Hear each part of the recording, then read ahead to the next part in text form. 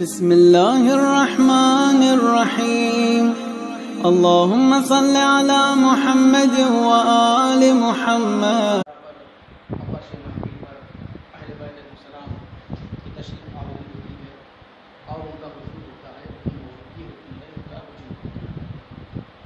لہذا حمد ہے اس پروردگار عالم کی کہ جس نے ہمیں فرشتوں کے بزم میں اور اہل بیت علیہ السلام کے بزم میں بیٹھنے کی توفیق عطا فرمائی.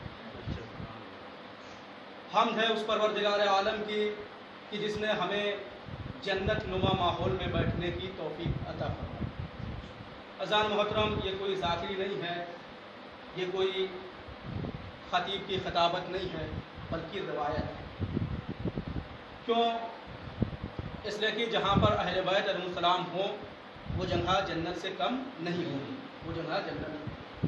آپ کہیں گے کیسے، اس کی دلیل کیا ہے؟ تو آئیے تاریخ میں دلیل ڈھونڈتے ہیں کہ دلیل کیا ہے.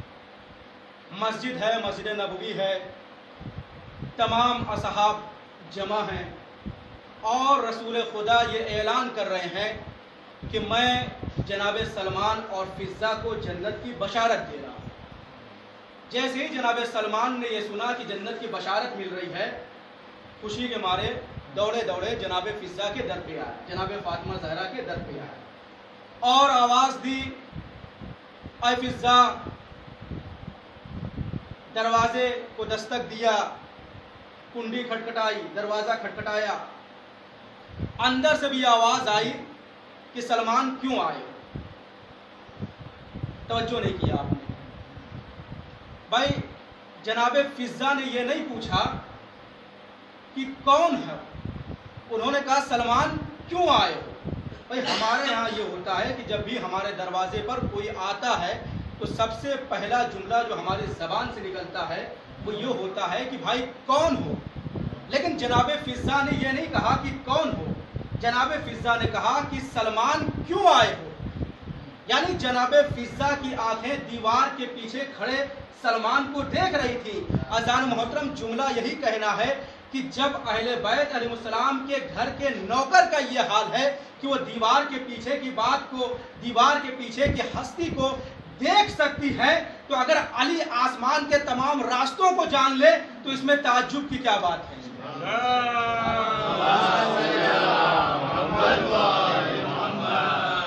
بہرحال یہ جنت کا ماحول ہے اور جنت نما ماحول ہے. لہذا جیسے ہی جناب سلمان نے کہا کہ اے فضہ میں تمہیں جنت کی بشارت دیتا ہوں، جناب فضہ نے مسکراتے ہوئے کہا کہ اے سلمان جنت تمہیں مبارک ہو، اس لیے کہ میں تو جنت میں ہی رہتی ہوں. یعنی پتہ یہ چلا کہ جہاں پنجرن پاک کا وجود ہے وہ جگہ ہے جنت. لہذا فرش ازا جنت ہے. فرش ازا کی اہمیت کو سمجھیے. ملائکہ یہاں پر آتے ہیں، یہاں پنجرن پاک کا وجود ہوتا ہے، پنجرن پاک کی تشریف آوری ہوتی ہے. لہذا اس کی بڑی عظمت ہے، بڑا احترام ہے، بڑی فضیلت ہے. اذان محترم، آئیے میں اپنے موضوع پہ آؤں کہ پیغمبر اکرم کو جس نے طٰہٰ کہہ کے پکارا ہے، جس نے مزمل کہہ کے پکارا ہے، جس نے مدثر کہہ کے پکارا ہے، جس نے یاسین کہہ کے پکارا ہے، بہت سارے القابات سے اس نے پیغمبر کو پکارا ہے. وہی پیغمبر اکرم سے اور ان کی زبان سے یہ کہلوا رہا ہے کہ پیغمبر تم کہہ دو اعدلوا هو اقرب للتقوی، کہ تم عدالت اختیار کرو اس لیے کہ یہ تقوی سے قریب ہے. عدالت اختیار کرو اس لیے کہ یہ تقوی سے قریب ہے. واتقوا اللہ ان اللہ خبیر بما تعملون، اور تم تقوی اختیار کرو اس لیے کہ تم جو کچھ کرتے ہو، جو کچھ انجام دیتے ہو، پروردگار عالم اس سے اچھی طرح باخبر ہے. یعنی خالق کائنات، مدبر موجودات، تعامل فکرات، خالق کون و مکان، مالک ارض و سما یہ اعلان کر رہا ہے کہ دیکھو انسان اس وقت تک متقی نہیں بن سکتا ہے جب تک کہ وہ عدالت کو اختیار نہ کر لے. یعنی پروردگار عالم نے عدالت کو تقوی کی پہلی سیڑھی قرار دیا ہے. تقوی کے پہلے زینے کا نام ہے عدالت، تقوی کے مقدمے کا نام ہے عدالت. یعنی جب تک انسان عدالت نہیں اختیار کرے گا اسے تقوی نصیب نہیں ہوگا، وہ متقی نہیں کہلائے گا. لہذا ہر انسان کے لیے ضروری یہ ہے کہ اگر وہ تقوی اختیار کرنا چاہتا ہے، اگر وہ متقی بننا چاہتا ہے تو وہ عدالت کو اختیار کرے۔ عدالت کی بڑی اہمیت ہے، انشاءاللہ تھوڑی دیر آپ کی سمع خراشی کرنی ہے کہ عدالت کی کیا اہمیت ہے اسلام میں، قرآن میں، روایت میں، آیت میں، متوجہ رہیے گا۔ برف گرمی کا احساس مجھے بھی ہے، آپ کو بھی ہے، لیکن عزیزان محترم آپ کے دلوں میں محبت اہل بیت علیہ السلام کی گرمی ہونی چاہیے، اور جب یہ گرمی اور اہل بیت علیہ السلام کی گرمی ملے گی تو انشاءاللہ مائنس ہو کے آپ کے دل کو بھی ٹھنڈک ملے گی، آپ کے جسم کو بھی ٹھنڈک ملے گی۔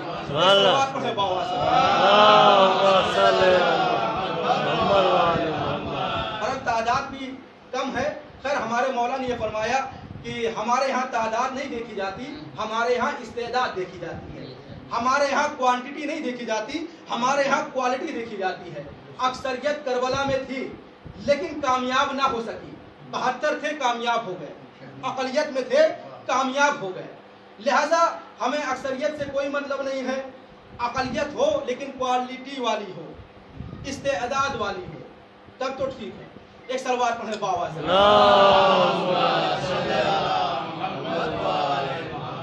بلازان محترم عدالت کی بڑی اہمیت ہے، عدالت کی بڑی اہمیت ہے۔ اب دیکھیں یہاں پر اس آیت میں یہ ارشاد ہوا، دوسری آیت دیکھیے کہ عدالت کیا ہے۔ ارشاد رب العزت ہو رہا ہے کہ لقد ارسلنا رسولنا بالبینات وانزلنا معهم الكتاب والمیزان لیقوم الناس بالقسط، کہ ہم نے رسولوں کو بھیجا، پیغمبروں کو بھیجا، انبیاءوں کو بھیجا، انبیاء کو بھیجا، نبیوں کو بھیجا، اور ان کے ساتھ ساتھ کتاب کو بھی بھیجا ہے، نازل کیا ہے، اور میزان کو بھیجا۔ کس لیے بھیجا؟ یہ ارسال رسول اور انزال کتب کا فلسفہ کیا ہے؟ آگے ارشاد ہو رہا ہے کہ لیقوم الناس بالقسط، تاکہ لوگ عدالت کے ساتھ زندگی گزار سکیں۔ یعنی فلسفہ بعثت انبیاء و پیغمبر یہ عدالت ہے کہ لوگوں کے درمیان میں عدالت قائم رہے۔ لہذا پیغمبر آئے، انبیاء آئے، رسول آئے، کس لیے آئے؟ تاکہ ہمارے درمیان میں عدالت کو قائم کر سکے، ہر بندہ، ہر انسان عدالت کے ساتھ اپنی زندگی گزار سکے۔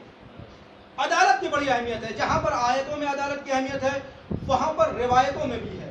پیغمبر اکرم نے یہ فرمایا کہ عدل و ساعت خیر من عبادت 70 سنۃ، کہ ایک لمحے کے لیے عدالت 70 سال کی عبادت سے افضل ہے۔ ایک لمحے کے لیے عدالت 70 سال کی عبادت سے افضل ہے۔ اب آپ حیران ہیں، پریشان ہیں، آخر یہ عدالت ہے کیا؟ آئیے عدالت کا معنی کر دوں۔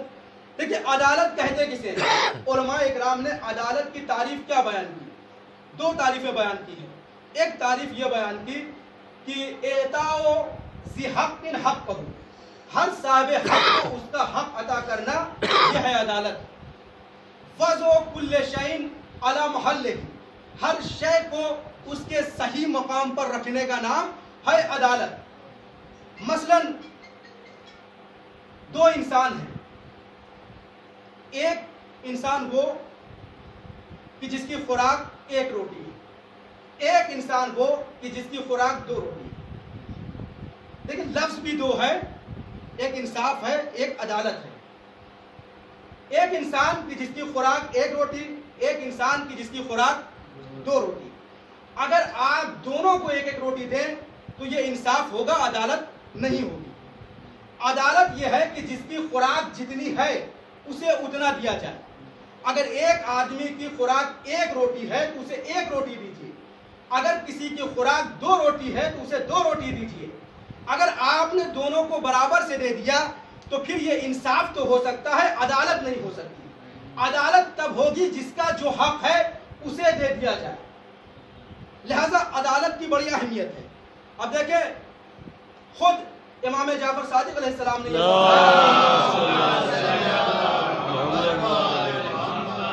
بڑی سنجیدہ گفتگو ہے، علمی گفتگو ہے، انشاءاللہ سماعت فرمائیے گا متوجہ رہ کر کہ عدالت کیا ہے۔ امام یہ فرماتے ہیں کہ 4 چیزیں انسان کو بااخلاق بناتی ہیں، 4 چیزیں انسان کو بااخلاق بناتی ہیں۔ کیا کیا؟ شجاعت، حکمت، عفت، عدالت۔ شجاعت، حکمت، عفت، عدالت۔ ظاہری طور پر اگر آپ کے ذہن میں ابھی تعریف عدالت ہے تو ظاہری طور پر اس حدیث میں عدالت کو آخر میں بیان کیا گیا ہے، یعنی پہلے شجاعت ہے، پھر حکمت ہے، پھر عفت ہے۔ ظاہری طور پر عدالت کے مرتبے کو، عدالت کے درجے کو آخر میں رکھا گیا ہے۔ بھائی کیوں رکھا گیا ہے؟ کیا وجہ ہے، کیا سبب ہے، کیا ریزن ہے؟ یہ کون چیز باعث بنی کہ عدالت کو آخر میں رکھا گیا ہے؟ پہلے شجاعت ہے، پھر حکمت ہے، پھر عفت ہے، پھر عدالت ہے۔ آپ آئیے ذرا سا اس حدیث کا تجزیہ کر لیں، انالائز کر لیں، اس حدیث کی تحلیل کر لیں کہ آخر عدالت کو جو اتنی اہمیت کے حامل ہے اسے اس حدیث میں آخر میں کیوں بیان کیا گیا ہے؟ آپ دیکھیں عزیزان محترم، حکمت یا شجاعت یا عفت ہو، اگر ان تینوں چیزوں میں عدالت پائی جائے تو یہ انسان کو بااخلاق بنا سکتی ہے، لیکن اگر ان تینوں چیزوں میں عدالت نہ پائی جائے تو یہ انسان کو بد اخلاق تو بنا سکتی ہے، بااخلاق نہیں بنا سکتی۔ آپ کہیں گے کیسے؟ تو دیکھیے، شجاعت اگر اپنی حدوں سے گزر جائے تو اسے قہر و غلبہ کہا جاتا ہے، زور و زبردستی کہا جاتا ہے اور غنڈہ گردی کہا جاتا ہے۔ لیکن اگر یہی شجاعت اپنی حدوں سے نیچے گر جائے تو اسے کم ہمتی کہا جاتا ہے، بزدلی کہا جاتا ہے۔ یہ حکمت اگر اپنی حدوں سے تجاوز کر جائے تو اسے چلاکی کہا جاتا ہے، فراڈ کہا جاتا ہے، دھوکے بازی کہا جاتا ہے۔ لیکن اگر یہی حکمت اپنی حدوں سے نیچے گر جائے تو اسے کن ذہنی کہا جاتا ہے، کم ذہنی کہا جاتا ہے۔ یہ عفت اگر اپنی حدوں سے تجاوز کر جائے تو اسے شہوت رانی کہا جاتا ہے اور شہوت پرستی کہا جاتا ہے۔ لیکن اگر یہی عفت اپنی حدوں سے نیچے گر جائے تو پھر اسے جمود کہا جاتا ہے، بے حسی کہا جاتا ہے۔ یعنی معلوم ہوا کہ یہ شجاعت، یہ حکمت، یہ عفت انسان کو اس وقت بااخلاق بنا سکتی ہے جب یہ تینوں چیزیں خود زیور عدالت سے آراستہ ہوں۔ ایک صلوات پڑھیں بر محمد۔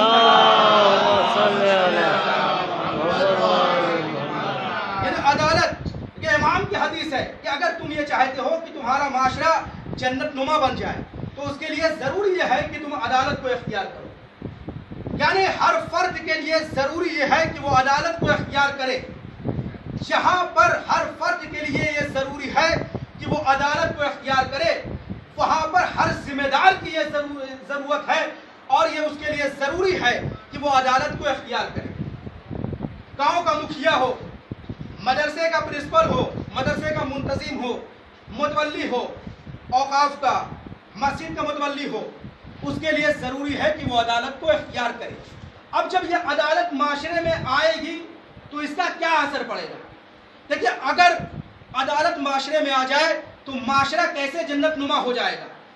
آپ مثال سنیں کہ اگر شوہر عادل ہو تو زوجہ پر ظلم نہ ہو، اگر زوجہ عادل ہو تو شوہر کے حقوق برباد نہ ہو، اگر والدین عادل ہو تو اولاد بے تربیت نہ ہو، اگر اولاد عادل ہو تو والدین کی بے احترامی نہ ہو، اگر استاد عادل ہو تو شاگرد کی زندگی برباد نہ ہو، اگر شاگرد عادل ہو تو استاد کی بے ادبی نہ ہو، اگر متولی عادل ہو تو اوقاف برباد نہ ہو، اگر منتظم عادل ہو تو مدرسہ برباد نہ ہو، اگر حکیم عادل ہو تو خاک کو افسیر بنا کر نہ بیچے، اگر ڈاکٹر عادل ہو تو مریض کی جیب پر ڈاکہ نہ پڑے، اگر مولوی عادل ہو تو دین برباد نہ ہو، شاعر عادل ہو تو محفل برباد نہ ہو، ذاکر اور خطیب عادل ہو تو مفت میں جنت تقسیم نہ کر دے۔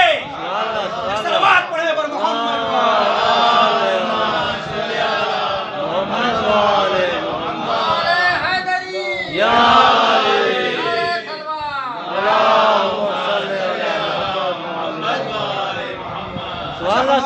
ماشاءاللہ جب کوئی نعرہ لگاتا ہے تو بڑے لوگوں کے دل جلتے ہیں، بڑے لوگ اعتراض کرتے ہیں، صاحب آپ کے ہاں یہ جو نعرہ لگایا جاتا ہے یہ اس لیے لگایا جاتا ہے کہ یہ لوگ بے ہوش پڑے رہتے ہیں اور بے ہوشی کے عالم میں نعرہ لگا دیتے ہیں۔ اسماعیل دیوبندی نے پاکستان سے یہ کہا کہ بھائی ٹھیک ہے، یہ بے ہوش ہو کر بھی علی کو نہ بھولے، آپ ہوش میں رہ کر بھی علی کو بھول گئے، آپ ہوش میں رہ کر بھی علی کو بھول گئے۔ تو آپ سے اچھے تو یہ بے ہوش والے ہیں جو علی کو بھولتے نہیں۔ ایک صلوات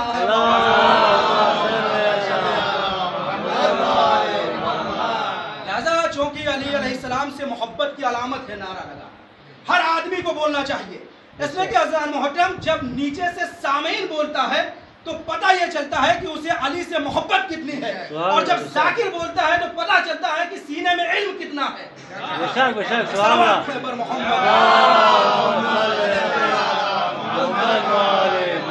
اور ہر آدمی کو، معاشرے کے ہر انسان کو چاہیے کہ وہ عدالت کو اختیار کرے۔ جب عدالت انسان کے اندر پائی جائے گی تو معاشرہ کتنا خوبصورت ہو جائے گا۔ ہم میں سے کون انسان ہے کہ جو عدالت اور جو یہ نہیں چاہتا کہ اس کا معاشرہ جنت نما ہو جائے؟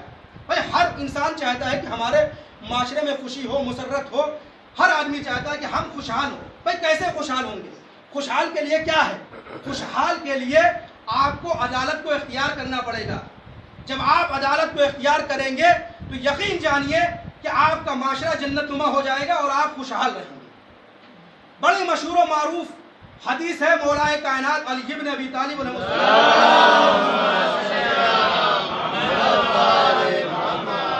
مولا یہ فرماتے ہیں کہ ستۃ اشیاء حسن ولکن من ستۃ احسن، کہ 6 چیزیں اچھی ہیں لیکن اگر یہ 6 چیزیں باقی دوسری 6 چیزوں سے مل جائے تو بہت اچھی ہو جاتی ہے۔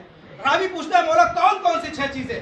مولا فرماتے ہیں کہ ستۃ اشیاء حسن ولکن من ستۃ احسن، العدل حسن وهو من الامراء احسن، الصبر حسن وهو من الفقراء احسن، الورع حسن وهو من العلماء احسن، السخاء حسن وهو من الاغنياء احسن، التوبة حسنة وهي من الشاب احسن، الحیاء حسن وهو من النساء احسن۔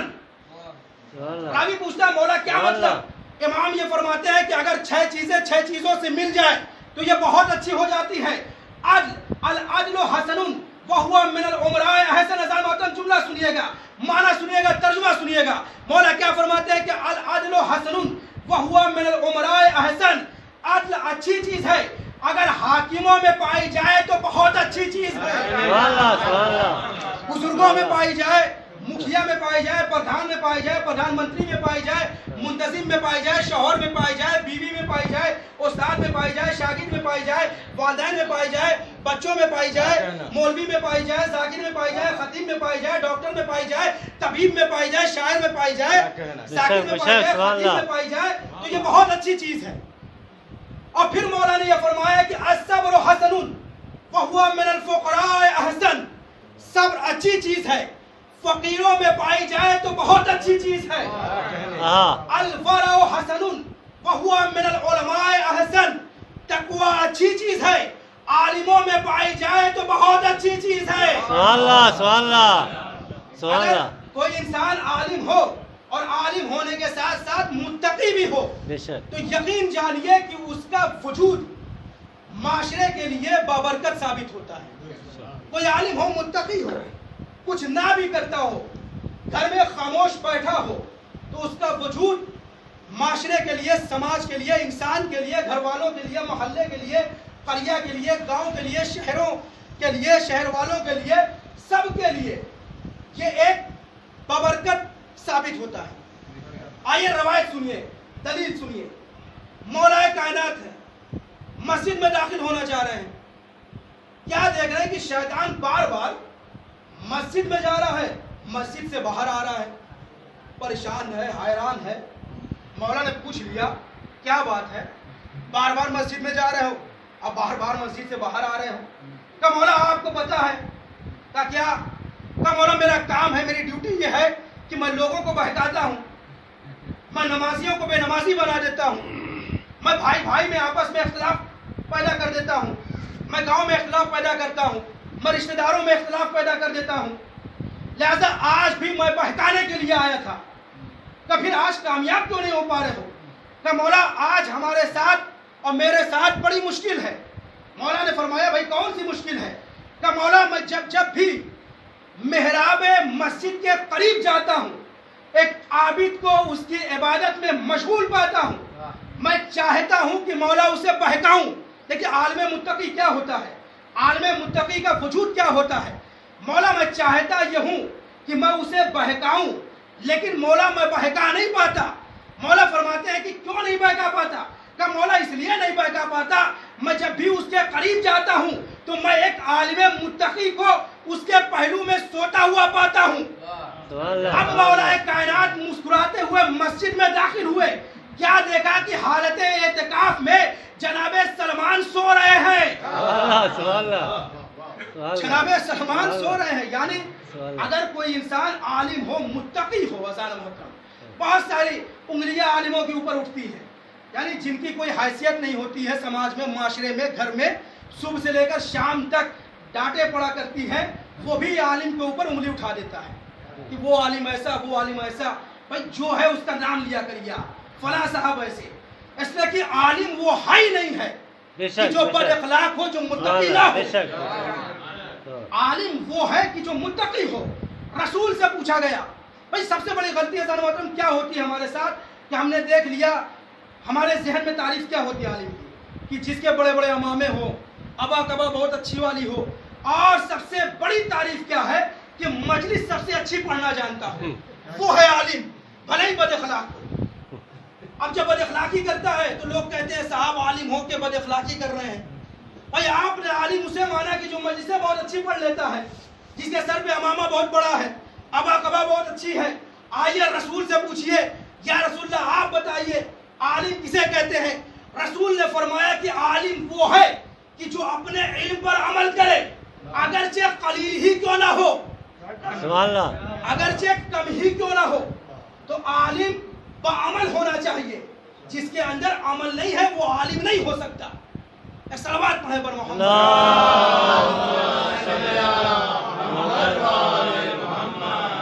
محترم عالم کی بڑی عزت ہے، بڑا احترام ہے. ہر آئیے اب دیکھیے مولا نے فرمایا کہ العدل حسن وہو من الامراء احسن.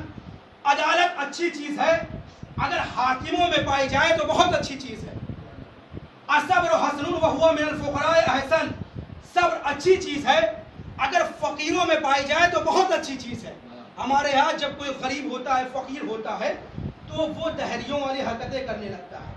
کبھی کبھی ایسا ہوتا ہے وہ کہہ دیتا ہے، اللہ پہ اعتراض کر دیتا ہے کہ پروردگار تجھے اس پورے محلے میں، پورے خاندان میں، پورے گاؤں میں میں ہی ایک ملا تھا جسے غریب پیدا کیا. اللہ کے اوپر اعتراض ہوتا ہے. بہت سارے لوگ ہیں اعتراض کرتے ہیں کہ پروردگار یہ کون سی تیری عدالت ہے، اور کون سا تیرا انصاف ہے، کون سی تیری حکمت ہے، کون سی تیری مصلحت ہے کہ جو تم نے مجھے ہی غریب پیدا کیا. یہ سارے اعتراضات جو ہے اللہ پر، یہ دہریے والے اعتراضات ہیں. یہ دہریے اعتراضات کرتے ہیں، یہ ناستک اعتراض کرتے ہیں، یہ ملحدین اعتراض کرتے ہیں. لہذا یہ اعتراض نہیں کرنا چاہیے. مولا نے فرمایا کہ الصبر حسن وہو من الفقراء احسن. صبر اچھی چیز ہے، اگر فقیروں میں ہو تو بہت اچھی چیز ہے. پھر فرمایا کہ السخاء حسن وہو من الامراء احسن وہو من الاغنیاء احسن. سخاوت اچھی چیز ہے، اگر مالداروں میں ہو، دولت مندوں میں ہو تو بہت اچھی چیز ہے. اب یہ جملہ اپنے نوجوان بھائیوں کے لیے مولا فرماتے ہیں کہ التوبۃ حسنۃ وہی من الشاب احسن. توبہ اچھی چیز ہے، عالم جوانی میں ہو تو بہت اچھی چیز ہے. سبحان اللہ، سبحان اللہ. بے شک. اب ایک جملہ اپنی ماں اور بہنوں کے لیے، الحیاء حسن وہو من النساء احسن. حیا اچھی چیز ہے، اگر عورتوں میں ہو تو بہت اچھی چیز ہے. سبحان اللہ، سبحان اللہ. ایک صلوات پڑھے بر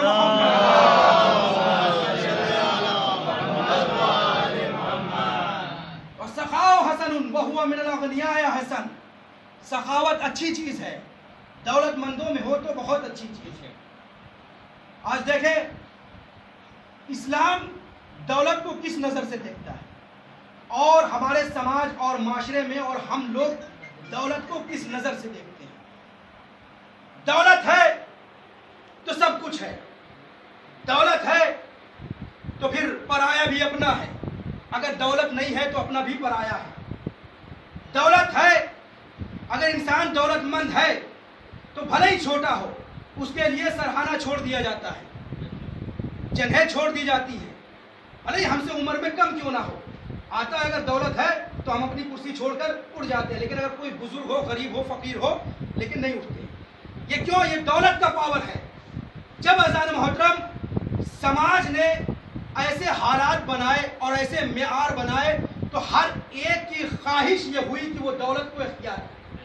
اب انسان دولت کے حصول میں نہ حلال دیکھتا ہے نہ حرام دیکھتا ہے، نہ مکروہ دیکھتا ہے نہ مباح دیکھتا ہے، نہ حسن دیکھتا ہے نہ مستحسن دیکھتا ہے، یہاں تک کہ اگر گھر ہو قبضہ کرنے پہ چلا جاتا ہے، کھیت کھلیان ہو تو قبضہ کرنے لگتا ہے، یہاں تک کہ پورے کے پورے باغات ہڑپ لیتا ہے اور ڈکار تک نہیں لیتا۔ کیا کہنے دولت، یعنی دولت کی لوگوں نے اتنی اہمیت اپنے سامنے بنائی اور معیار بنایا، لہذا جب لوگوں نے دولت کا یہ معیار بنایا تو اسلام نے کیا کہا؟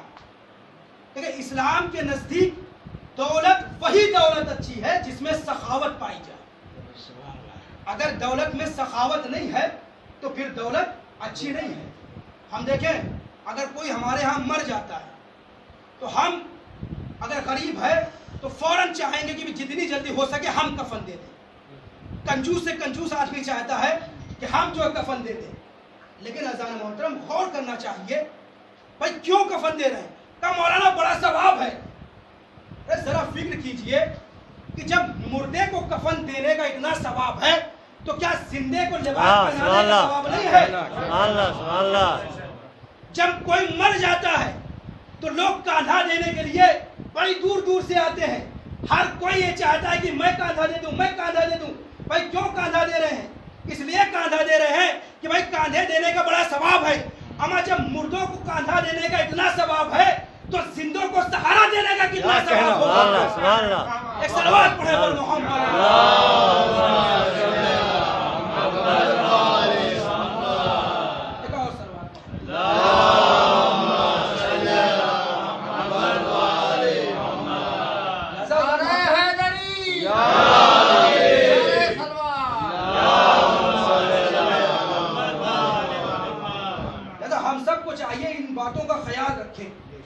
یقیناً ان باتوں کا خیال رکھنا چاہیے۔ دیکھیں ممبر ایک بلند جگہ ہے، بلندی سے ہماری قوم کی فکروں کو بلند کرنا چاہیے، نہ یہ کہ پست کرنا چاہیے۔ ہمیں صرف عزاداری مجلس ماتم میں محدود کر دیا گیا ہے، یہ نہیں ہونا چاہیے۔ ہم ہونا یہ چاہیے کہ ہمارے درمیان اگر کوئی انسان ہو اور ڈاکٹر ہو تو وہ اتنا بڑا ڈاکٹر ہو کہ اس سے بڑا کوئی ڈاکٹر نہ ہو، اگر کوئی انجینئر ہو تو اس سے بڑا کوئی انجینئر نہ ہو، کوئی عالم ہو تو اس سے بڑا کوئی عالم نہیں ہو۔ اس لیے کہ جتنا زیادہ ہمارے ہاں علم کو معیار بتایا گیا ہے، اہمیت دی گئی ہے، عظمت بتائی گئی ہے، فضیلت بتائی گئی ہے، قسم خدا کی کسی قوم میں نہیں بتائی گئی۔ مولا کا قول آپ کے ذہن میں ہوگا کہ علم حاصل کرو من المہد الی اللحد، مرنے سے لے کر قبر تک۔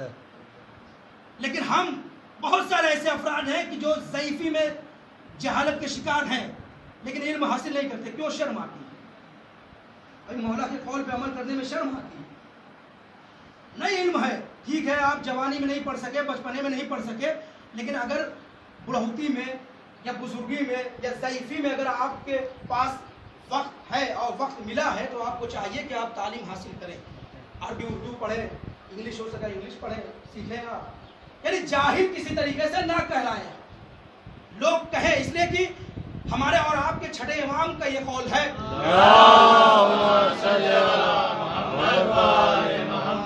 انہوں نے شیعوں کی پہچان بتائی ہے۔ کسی نے پوچھا مولا یہ بتائیے کہ شیعوں کی پہچان کیا ہے؟ اگر ہم کسی بستی میں جائیں اور کوئی ہم سے یہ پوچھے کہ مولا شیعہ کون ہے اور شیعوں کی پہچان کیا ہے، کیسے کریں گے؟ تو مولا نے کہا کہ دیکھو اگر کسی بستی میں جانا تو دو چیز دیکھنا، اگر کسی انسان کے اندر یہ دو چیزیں پائی جائیں تو سمجھ لینا کہ وہ ہمارا چاہنے والا ہے، ہمارا شیعہ ہے۔ تو مولا کون کون سی دو چیزیں؟ مولا نے کہا کہ ایک تو یہ کہ وہ انسان کتنا با اخلاق ہے اور کتنا بڑا عالم ہے، یعنی ایک انسان کی جو شیعہ ہو اس کے پاس علم ہونا چاہیے اور اخلاق ہونا چاہیے۔ لہذا اگر یہ دونوں چیزیں ہمارے اندر نہیں ہے تو ہم صرف نام کے شیعہ ہیں، کام کے شیعہ نہیں ہیں۔ صلوات پڑھیں بر محمد۔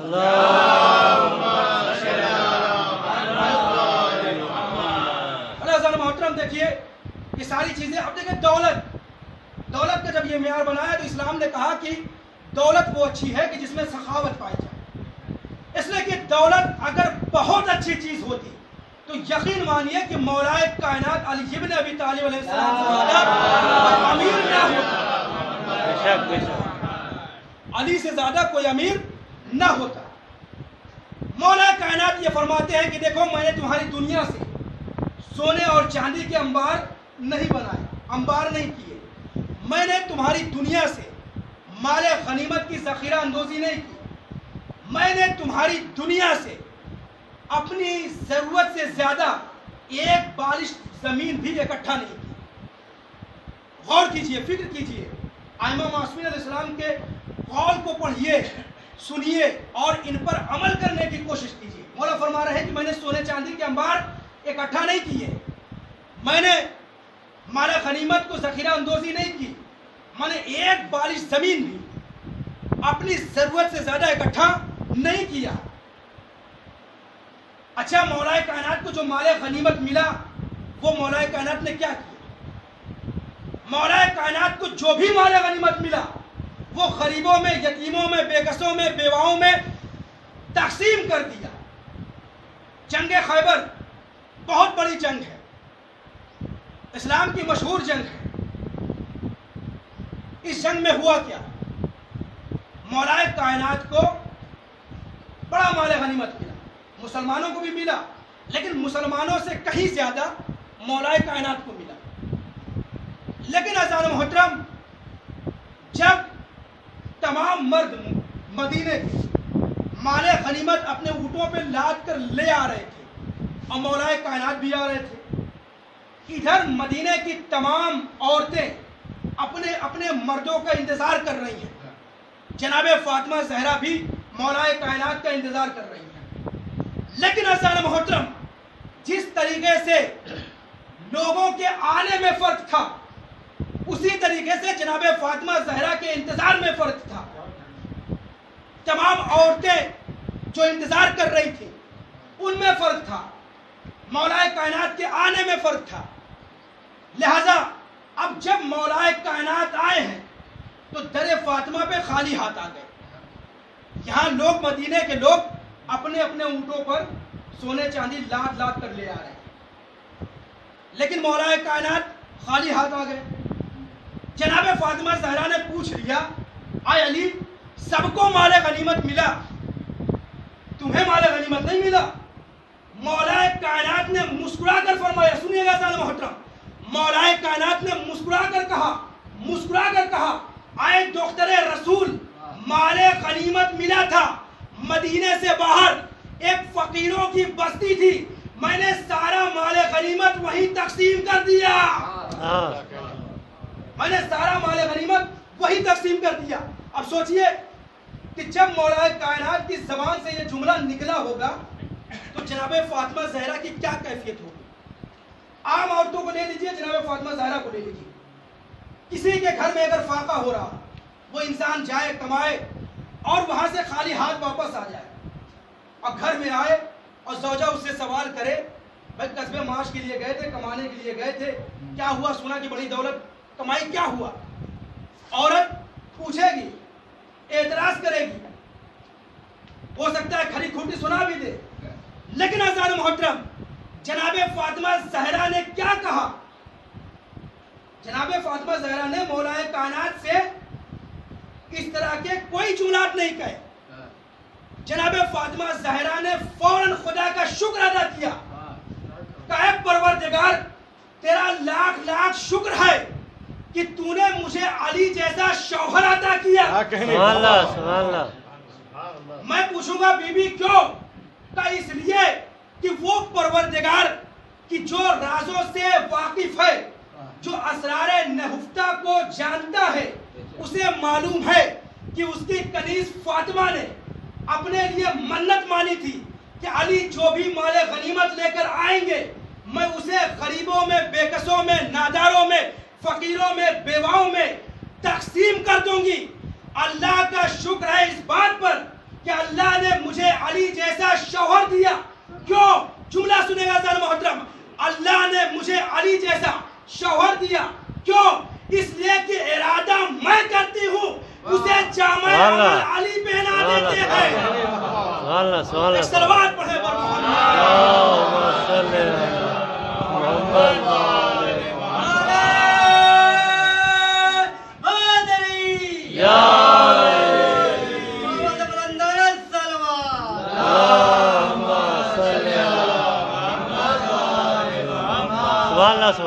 ایسا یہ مولا کائنات ہے ہمارے یہاں. تو اذان محرم ایک جملہ یہ بھی سن لیجیے کہ مولا کائنات کے لیے خیبر کا در اکھاڑنا آسان تھا، یہ مشکل نہیں تھا، لیکن گھر میں فقر و فاقہ ہونے کے باوجود مال غنیمت کو فقراء میں تقسیم کرنا یہ بہت مشکل تھا. لیکن مولا کائنات نے کیا. کیوں کیا؟ اگر گھر میں فاطمہ جیسی زوجہ نہ ہوتی تو علی کبھی یہ کام نہ کر پاتے. لہذا علی نے جو اتنا آسانی سے یہ کام کر دیا، یہ فاطمہ زہرا کی دین ہے کہ جو علی نے اتنی آسانی سے یہ کام کر دیا. تو اذان محترم جملہ سنیے گا، علی ہو کر بھی اتنا بڑا کام کر نہ پاتے اگر گھر میں فاطمہ جیسی زوجہ نہ ہوتی. بھائی کوئی بھی انسان یہ کام نہیں کر پاتا. شریف سے شریف انسان جب تک اسے گھر سے تعاون نہ ملے، گھر سے کمک نہ ملے، گھر سے مدد نہ ملے، تب تک وہ باہر والوں کی مدد نہیں کر سکتا. یقین مانیے بھائی کوئی بھی شریف انسان نہیں چاہتا کہ گھر میں خلفشار پیدا ہو، انتشار کی کیفیت رونما ہو، اختلاف ہو. اگر مدد کرے گا بھی تو چھپ چھپا کے مدد کرے گا. لہذا کوئی بھی شریف انسان نہیں چاہے گا. تو اگر انسان کسی کی مدد کر سکتا ہے تو اسے گھر سے تعاون ملنا ضروری ہے. اگر زوجہ نہیں چاہے گی تو وہ کسی کی مدد نہیں کر پائے گا. یہاں تک کہ اگر اپنے سگے بھائی کی بھی مدد کرنا چاہے تو نہیں کر پائے گا اگر زوجہ کی مدد نہ ملے. اگر زوجہ کی مدد مل رہی ہے، بیوی کی مدد مل رہی ہے، کمک مل رہی ہے، امداد مل رہی ہے، تبھی وہ مدد کر پائے گا.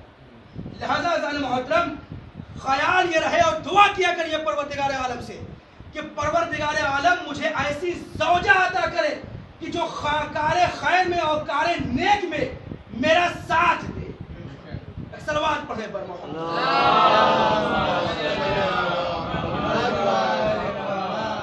بہرحال ہر جگہ اذان محترم عدالت کا ہونا ضروری ہے. بہت ساری وجہیں دیکھیں، ایام عزا بھی قریب ہے، اور جب ایام عزا آتا ہے تو کچھ جاہل افراد ہم سے یہ سوال کرتے ہیں، خصوصاً ہمارے نوجوانوں سے، کہ بھائی یہ بتاؤ مجلس افضل ہے یا نماز؟ مجلس افضل ہے یا نماز؟ میں اپنے نوجوانوں سے کہنا چاہتا ہوں کہ بھائی دیکھو، جب تم سے کوئی یہ سوال کرے کہ مجلس افضل ہے یا نماز، تو پلٹ کر اس سے پوچھ لینا کہ اللہ نے تمہیں دیکھنے کے لیے 2 آنکھیں دی ہیں، یہ بتاؤ کہ تمہاری دائیں آنکھ افضل ہے یا بائیں آنکھ؟ اللہ نے تمہیں 2 آنکھیں دی ہیں، بائیں افضل ہے یا دائیں افضل ہے؟ بھائی وہ بے ساختہ کہے گا یہ کون سا سوال ہے؟ تو بھیا یہ کون سا سوال ہے کہ مجلس افضل یا نماز افضل؟ جو مجلس ہے وہی نماز ہے، جو نماز ہے وہی مجلس ہے. اصل کہ اذان محترم جب کسی انسان کی ایک آنکھ کمزور ہونے لگتی ہے، بینائی کمزور ہونے لگتی ہے، تو رشتہ دار، ناتے دار، اقربا، اعزاء، احباب، دوست سب پریشان ہو جاتے ہیں کہ جا کر ڈاکٹر کو دکھاؤ. میں کہوں گا بھائی کیا ضرورت ہے، ابھی دوسری آنکھ سلامت ہے. کہا نہیں مولانا عجیب و غریب مسئلہ ہے یہ بیماری کا. بھائی کیا مسئلہ ہے؟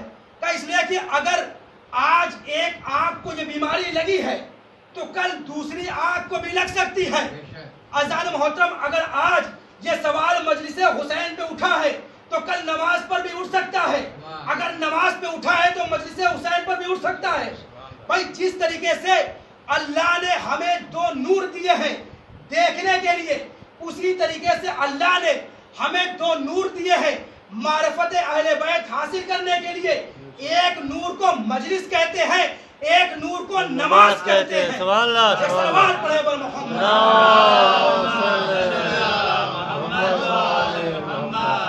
بہرحال دیکھیں حدیث کا سلسلہ منقطع نہیں ہوا ہے. مولا نے اس کے آثار اور نتائج بتائے. کون سی حدیث ابھی ستۃ و اشیاء؟ مولا نے یہ فرمایا کہ اگر یہ 6 چیزیں 6 لوگوں میں نہ پائی جائیں، اگر سب کسی فقیر میں نہ پایا جائے، سخاوت کسی مالدار دولت مند میں نہ پائی جائے، عدالت کسی حاکم میں نہ پائی جائے، توبہ عالم جوانی میں نہ ہو، حیا یہ عورتوں میں نہ پائی جائے، تقوی یہ عالموں میں نہ پائی جائے، تو اس کے آثار اور نتائج کیا ہوں گے؟ مولا یہ فرماتے ہیں کہ وہ عالم لا عمل له كشجرة لا ثمرة له، کہ اگر کوئی عالم ہو اس کے اندر عمل نہ پایا جائے، ورع نہ پایا جائے، تقوی نہ پایا جائے، تو پھر وہ ایک ایسے درخت کے مانند ہے کہ جو صرف درخت تو ہے لیکن پھل نہیں دیتا ہے۔ پھر مولا نے فرمایا کہ وہ فقیر لا صبر له کا مصباح لا ضوء له، کہ اگر کوئی انسان فقیر ہو، اگر وہ صابر نہ ہو، اس کے اندر صبر نہ پایا جائے، تو پھر وہ ایک ایسے چراغ کے مانند ہے جو صرف چراغ تو ہے لیکن اس کے اندر روشنی نہیں پائی جاتی۔ وَغَنِيٌّ لَا سَخَاءَ لَهُ كَنَبْتٍ كَمَكَانٍ لَا نَبَتَ لَهُ، کہ اگر کوئی انسان غنی ہو، اگر اس کے اندر سخاوت نہ پائی جائے، تو پھر وہ ایک ایسی کھیتی کے مانند ہے، ایک ایسے کھیت کے مانند ہے کہ جو کھیتی کرنے کے لائق نہیں ہے، بنجر ہے۔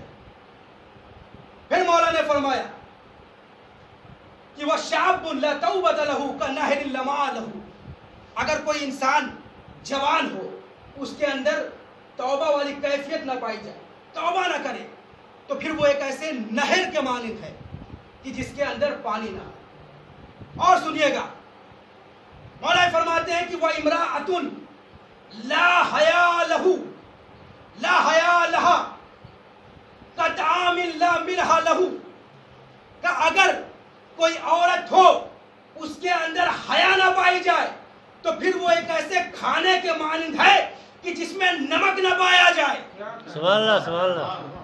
غور کیجئے گا، نمک نہ پایا جائے۔ دیکھیے اگر کوئی انسان کسی مرض میں مبتلا ہو، ڈائبٹیز کا شکار ہو، شوگر کا پیشنٹ ہو، تو بعض دفعہ نمک منع کر دیا جاتا ہے، لیکن عزیزان محترم وہ نمک نہ کھائے تو ایک وقت ایسا آتا ہے، ایک حالت ایسی آ جاتی ہے کہ اب وہ پریشان ہونے لگتا ہے، وہ چوری چپ کے کہیں نہ کہیں سے چاہتا ہے کہ نمک کھا لے، اور کھانا کھائے نمک والا کھائے، یعنی بنا نمک کے کھانا اس کے لیے اچھا نہیں ہوتا ہے، وہ پسند نہیں کرتا۔ کوئی بھی انسان بنا نمک کے کھانا پسند نہیں کرتا ہے۔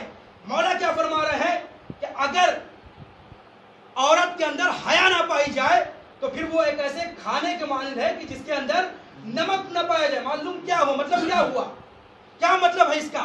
یعنی مولا یہ فرمانا چاہتے ہیں کہ دیکھو اگر کسی عورت کے اندر حیا نہ پائی گئی تو پھر وہ ایک ایسے کھانے کے مانند ہے کہ جس کے اندر نمک نہ ہو۔ نمک کی کتنی اہمیت ہے، نمک کی بڑی اہمیت ہے۔ انسان کتنا ہی شوقین مزاج کیوں نہ ہو، رنگین مزاج کیوں نہ ہو، اگر عورت بے حیا ہو تو بھائی کچھ دن تو صبر کر سکتا ہے لیکن ساری زندگی جھیل نہیں سکتا ہے۔ اگر عورت بے حیا ہے یعنی با حیا نہیں ہے تو پھر وہ عورت کو زیادہ دن تک برداشت نہیں کر سکتا ہے۔ ہر مرد کو چاہیے کہ عورت جو ہے با حیا ہو، با عفت ہو۔ عزیزان محترم ایک جملہ سنیے گا، عورت بے حیا کب ہوتی ہے؟ عورت بے حیا کب ہوتی ہے؟ عورت بے حیا تب ہوتی ہے جب مرد بے غیرت ہو جائے۔ جب مرد بے غیرت ہو جاتا ہے تو عورت بے حیا ہو جاتی ہے، لہذا مرد کے اندر غیرت ہونی چاہیے۔ بہرحال پیغمبر اکرم نے جناب جبرائیل سے سوال کیا کہ جبرائیل یہ بتاؤ کہ تم کبھی ہنستے ہو، تم فرشتوں کو کبھی ہنسی آتی ہے؟ صرف کربلا میں ختم نہیں ہوا، لیکن کربلا کے بعد عزیزان محترم آج بھی مولا کے چاہنے والوں کو کہیں کہیں قتل کر کے، کہیں کہیں بم سے اڑا کر لوگ بے عدالتی کے ثبوت دے رہے ہیں۔ کیسی کیسی بے عدالتی؟ جناب فاطمہ زہرا صحن خانہ میں سر جھکائے ہوئے رو رہی ہیں، مولا کائنات داخل ہوئے، عجیب منظر ہے، اور مولا کائنات نے جناب فاطمہ زہرا کو روتا ہوا دیکھا، تڑپ گئے مولا کائنات، کہے فاطمہ ابھی علی زندہ ہے، علی کی موجودگی میں رو کیوں رہی ہو؟ جناب فاطمہ نے تڑپ کر کہا، اے علی میں اپنی مصیبت پہ نہیں رو رہی ہوں، اے علی میں اپنے مظالم پر نہیں رو رہی ہوں؟ کہ بی بی پھر کیوں رو رہی ہو؟ کہا علی میں نے سنا ہے مدینے میں لوگ آپ کو سلام نہیں کرتے، پر اتنا سننا تھا مولا کائنات جناب فاطمہ کے پہلو میں بیٹھے اور کہا فاطمہ حالت یہ نہیں ہے کہ لوگ علی کو سلام نہیں کرتے، ارے علی سلام کرتا ہے تو لوگ جواب نہیں دیتے۔ جزاکم ربکم خیر الجزا۔ خدا آپ کو کسی غم میں نہ رلائے سوائے غم امام مظلوم کربلا کے۔ ہاں عزیزو اتنا سننا تھا، جناب فاطمہ زہرا نے مصلی کو بچھایا اور آواز دی اللہم عجل لوفاتی سریعاً، اے میرے پروردگار میری موت کو قریب کر دے، مجھ سے یہ بے عدالتی علی کے ساتھ دیکھی نہیں جاتی، میں اپنے دست ادب چھوڑ کر کہوں گا اے بی بی ابھی لوگوں نے علی کو سلام کرنا چھوڑا ہے، آپ سے برداشت نہ ہوا، اے بی بی ذرا کربلا میں آؤ، ارے آپ کا حسین ہے، آپ کا چہیتا لال ہے، 3 دن کا بھوکا پیاسا ہے، گلے پہ خون خنجر چل رہا ہے، ارے 70 قدم کے فاصلے سے بہن دیکھ رہی ہے، حسین آواز دے رہے ہیں اے اماں میری مدد کو آؤ، ادھر خون خنجر چلا، ایک ندا آئی قد ذبح الحسین قد قتل الحسین بے کربلا۔